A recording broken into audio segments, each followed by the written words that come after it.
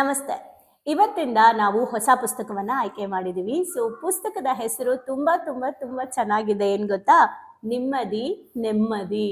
ಅಂದ್ರೆ ನೆಮ್ಮದಿ ಅನ್ನೋದು ನಿಮ್ದೇನೆ ಅನ್ನೋದು ಈ ಬುಕ್ನ ಹೆಸರು.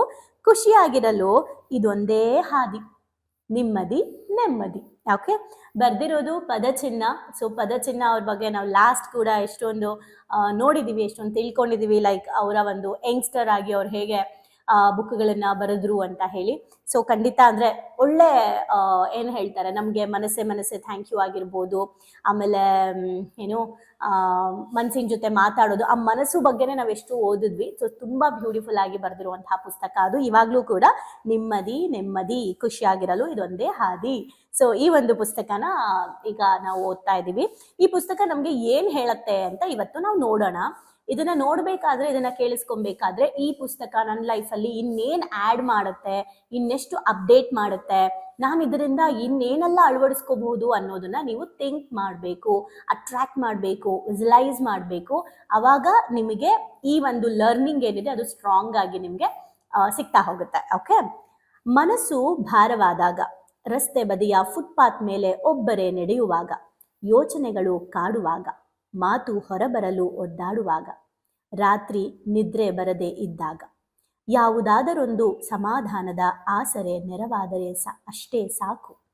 ಸಮಸ್ಯೆಗಳನ್ನು ಪರಿಹರಿಸಲು ಅಲ್ಲ, ಕಷ್ಟಗಳನ್ನು ದೂರ ಮಾಡಲೂ ಅಲ್ಲ, ಆದ ಗಾಯಕ್ಕೆ ಔಷಧಿ ಹಚ್ಚಲೂ ಅಲ್ಲ, ನಮ್ಮೊಳಗೆ ಇರುವ ಉತ್ತರವನ್ನು ನಮ್ಮ ಮುಂದಿಡಲು, ನಮ್ಮೊಳಗಿರುವ ಉತ್ತರವನ್ನು ನಮ್ಮ ಮುಂದಿಡಲು, ನಮ್ಮೊಳಗೆ ಇರುವ ಸಾಮರ್ಥ್ಯದ ಅರಿವು ಮೂಡಿಸಲು, ಹೆಗಲ ಮೇಲೆ ಕೈಯಿಟ್ಟು ಪ್ರೀತಿಯ ಮಾತನಾಡಲು, ಜೊತೆಗೆ ಕುಳಿತು ಒಂದು ಗುಟುಕು ಕಾಫಿ ಕುಡಿಯುತ್ತಾ ನಮ್ಮ ಕತೆ ಕೇಳಲು, ನೆಮ್ಮದಿ ಎಷ್ಟು ಮುಖ್ಯ ಎಂದು ಹೇಳಲು ಯಾರಾದರೂ ಇರಲಿ ಎಂದೆನಿಸುತ್ತದೆ.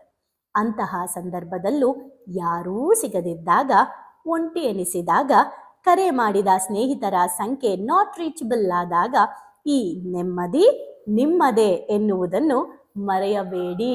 ಸೊ ಬ್ಯೂಟಿಫುಲ್ ಆಗಿದೆ ಅಲ್ಲ?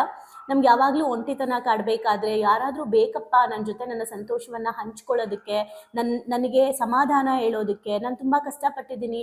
ತುಂಬ ಜನ ಹೇಳ್ತಾರೆ, ಏನು ಗೊತ್ತಾ, ನನಗೆ ಮ್ಯಾಮ್ ನಿಮ್ಮ ಜೊತೆ ಮಾತಾಡಬೇಕು ಅಂತ ಕೆಲವ್ರು ಹೇಳ್ತಾರೆ. ಏನು ಮಾತಾಡಬೇಕು? ನಾನು ಈ ಥರ ಮಾತು 2019 ಕೇಳಿಸ್ಕೊಂಡೇ ಬಂದಿದ್ದೀನಿ.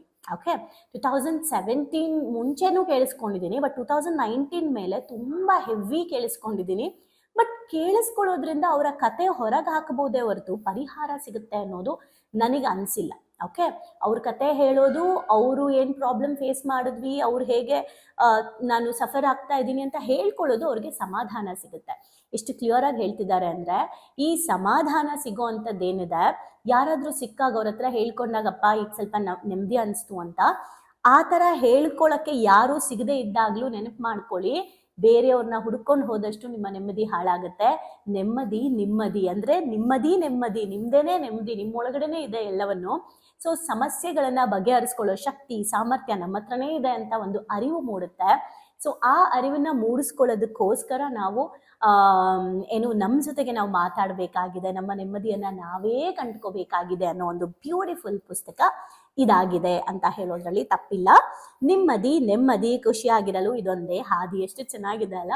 ಅಂಡ್ ಈ ಬುಕ್ನ ನನಗೆ ಓದ್ಬೇಕಾದ್ರೆ ಅನ್ಸಿದ್ದೇನೆಂದ್ರೆ, ನಮ್ಮ ಜೊತೆಗೆ ನಾವು ಮಾತಾಡ್ತಾ, ನಮ್ಮ ಜೊತೆಗೆ ನಾವು ವಿಷಯಗಳನ್ನ ಕೇಳಿಸ್ಕೊಳ್ತಾ, ನಮ್ಮ ಮಾತನ್ನ ನಾವೇ ಕೇಳಿಸ್ಕೊಳ್ತಾ, ನಮಗೆ ನಾವೇ ಸಮಾಧಾನ ಹೇಳ್ಕೊಳ್ತಾ, ನಮ್ಮ ಸಮಸ್ಯೆಗಳಿಗೆ ನಾವೇ ಐಡಿಯಾಗಳ ಮೂಲಕ ಪರಿಹಾರಗಳನ್ನ ಹುಡುಕೊಳ್ತಾ, ನಮ್ಮ ಲೈಫಲ್ಲಿ like I am the everything ಅನ್ನೋ ಫೀಲ್ನ ನಾವು ತಗೊಳ್ತಾ, ಹಾಗೆ ನೆಮ್ಮದಿಯಾಗಿ ನಿಜವಾಗ್ಲೂ ಬದುಕೋದು ಹೇಗೆ ಅನ್ನೋದು ತುಂಬ ಇಂಪಾರ್ಟೆಂಟ್.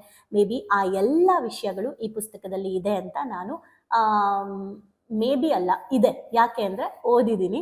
ಸೊ ದಟ್ ತುಂಬ ಬ್ಯೂಟಿಫುಲ್ ಆಗಿದೆ. ಸೊ ನಾಳೆಯಿಂದ ಹೊಸ ಚಾಪ್ಟರ್ನ ನಾವು ಓದ್ತಾ ಇದ್ದೀವಿ. ಆ್ಯಂಡ್ ಅಫ್ಕೋರ್ಸ್ ಇವ್ರದ್ದು ಹಳೆಯ ಪುಸ್ತಕದಲ್ಲೂ ಕೂಡ ಏನಿದೆ ಹೇಳಿ, ಅವ್ರ ಫ್ರೆಂಡ್ನ ಹುಡ್ಕೊಂಡು ಹೋಗ್ತಾರೆ, ಅವ್ರ ಫ್ರೆಂಡ್ಗೆ ಪದೇ ಕಾಲ್ ಮಾಡ್ತಿರ್ತಾರೆ, ಕೌನ್ಸಿಲಿಂಗ್ ಮಾಡೋರಿಗೆ. ಅವ್ರೇನೋ ವಿಷಯ ಹೇಳ್ತಾರೆ, ಅವಾಗ ಇವ್ರಿಗೆ ಪ್ರಶ್ನೆ ಕಾಡತ್ತೆ, ಮನ್ಸಿಗೆ ಒಂದು ಲೆಟ್ರ್ ಬರೀತಾರೆ, ಈ ಥರದ್ದೆಲ್ಲ ಏನೇನೋ ಇದೆ ಅಲ್ವಾ, ಮನ್ಸಿನ ಜೊತೆ ಹೆಂಗೆ ಮಾತಾಡಬೇಕು ಅಂತ. ಸೊ ಅದೇ ಥರ ಇದು ಕೂಡ ತುಂಬಾ ನಮ್ಮ ಜೊತೆಗೆ ನಾವು ಮಾತಾಡುವಂಥದ್ದು ತುಂಬ ಚೆನ್ನಾಗಿದೆ. ಚಾಪ್ಟರ್ಗಳ ಹೆಸರು ಕೇಳ್ಬಿಟ್ರೇನೆ, ವಿಳಾಸ ಯಾವುದು, ಹೋದೆ ನೀ ಎಲ್ಲಿಗೆ, ಪಯಣ, ನಗಬೇಕು ನಗುವಂತೆ, ಮುನಿಸುತ್ತರವೇ ಮುಗುದೆ, ಇರಬೇಕು ಇದ್ದಲ್ಲೇ ಎಲ್ಲವನ್ನು ಹೇಳುವಾಸೆ ಆದರೆ, ಎಲ್ಲವನ್ನು ಹೇಳುವಾಸೆ ಆದರೆ ಅಂತ ಸಾಂಗ್ ಇದೆಯಲ್ಲ, ಹಂಗೆ ಇರಬೇಕು ಇರುವಂತೆ ಅಂತ ಹಾಡಿದ್ಯಲ್ಲ, ಅದೇ ತರ ನಗಬೇಕು ನಗುವಂತೆ. ಸೊ ಆ ತರ ತುಂಬಾ ಚೆನ್ನಾಗಿದೆ. ಸ್ನೇಹವಿದ್ದರೆ ಜೀವನ, ಮಾಡಬೇಕಾದ್ದನ್ನು ಮಾಡಬೇಕು, ಆಹಾರ ಸರಿ ಇದ್ದರೆ ಮನಸ್ಸು ಸರಿ, ಎಲ್ಲ ರೋಗಕ್ಕೂ ನಿದ್ರೆಯೇ ಮದ್ದು, ಬೇಲಿಯೊಳಗಿನ ಬದುಕು.